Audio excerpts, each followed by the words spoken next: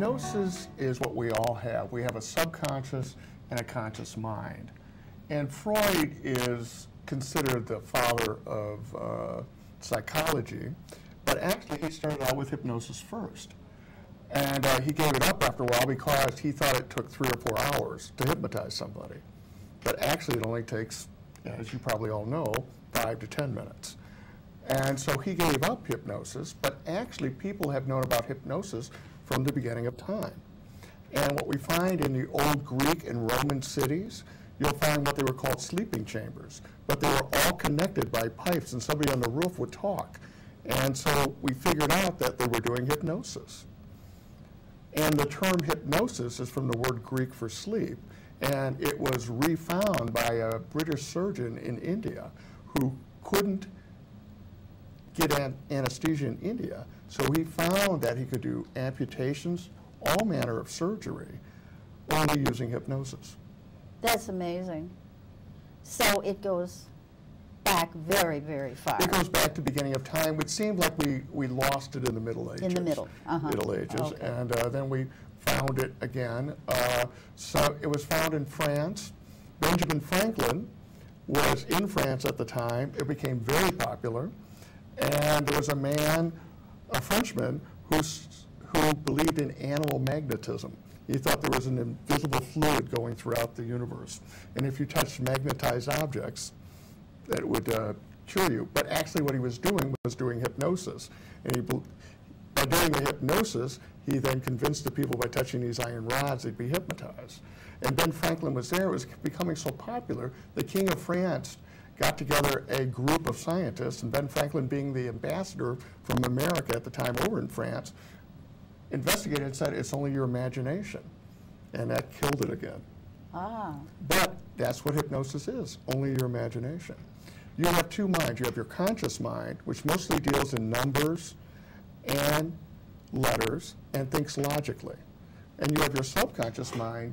Remember the time in grade school when your teacher said you're not using 90% of your mind? That's your subconscious. It's been turned on since you've been born. I can hypnotize people and they can remember their birth. Everything that's happened to you since you've been born is in your hard drive, your subconscious. The way to get to it is to relax. Almost when you're in a state of napping, not asleep, not awake, that's when you're close to being in a state of hypnosis. And what I call hypnosis is meditation with added benefits. Because when you're in that meditative state, your conscious mind goes back and your subconscious comes to the fore. And your subconscious takes suggestions easily. Your subconscious mind is almost like Adam and Eve in the Garden of Eden before they ate the apple. And you want your conscious mind to be that guard for your subconscious mind, because your subconscious mind tends to believe, not completely, but tends to believe what it's told. So what I do is hypnotize the person, kind of almost walk into that room that the guard of the conscious mind has left, and lay some suggestions into the subconscious mind. So I had somebody jokingly say to me earlier, well, is he going to make me cluck like a chicken? Well, you know, that's that kind of thing that you do on circus. Well, what's held back hypnosis, and some hypnotists believe that hypnosis is in the same state chiropractors were 30 years ago, not taken seriously. And what's happened with hypnosis, and it will always happen with hypnosis, is you have stage hypnosis. And what happens is believe it or not, those people are doing what they want to do, almost like people at a party. I've always heard that. Yeah. They know what they're doing, and they're just they've been given carte blanche to do what they want. Yeah, right. So the life of the party gets to be up on stage, and the introverted people stay off of it.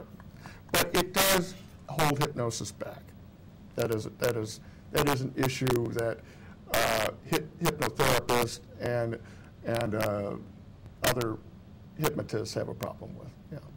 This idea of using it for surgical purposes, I've heard that before, that rather than giving actual anesthesia, that hypnosis can be used in the operating room very successfully. A doctor from Harvard who started out in Iowa, we're not talking about, you know, sophisticated Manhattanites here, She was in Iowa doing full body cavity surgery only with hypnosis, only with hypnosis.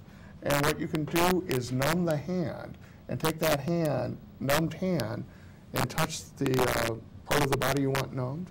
And it's one of the easier aspects of hypnosis. When you're in hypnosis, you're deeply relaxed, almost like in a meditative state. So you're relaxed. So it can help you get relaxed quicker. When I did my first hypnosis session, I've been doing transcendental meditation for 25 years. My first hypnosis session, I was deeper and more relaxed than I'd ever been in the 25 years of transcendental meditation. That's when I decided to learn about it and then teach it. I see. And you've been working on this for about 5 to 7 years? 7 years. A woman came by. I was a commercial photographer for 25 years, and nationally recognized. I had reps on both coasts, and even a rep in England. I was doing national work, and it got to a certain point that I couldn't go any higher, and this woman came in and wanted a headshot, and I said, "What's the headshot for?" And she said, and she's a copywriter at an advertising agency. And it was a favor for a friend because I didn't really do headshots. But it was a favor for a friend. I go, "What's it for?" And she goes, "Well, I've been trained as a hypnotherapist, and I've got an office on Michigan Avenue. I'm doing hypnotherapy 20 hours a week." And I said, "Well, let's cut the fee in half and do 3 sessions with me." And I've been the most relaxed I'd ever been. It helped get rid of the little anxiety I had. I said, "I've got to learn this." So I went to one of the top schools in the country, was in Glenview. And I went there for 2.5 years, got my certification, put my shingle out. What I did is I took out the dark rooms in my studio, out of 4,000 square foot studio downtown. I had 3 dark rooms. I changed those into hypnosis offices. So at night I did hypnosis, and during the day I did photography. So when I started out, it was 90% photography, 10% hypnosis. Okay. Now it's 90% hypnosis, 10% photography. Okay.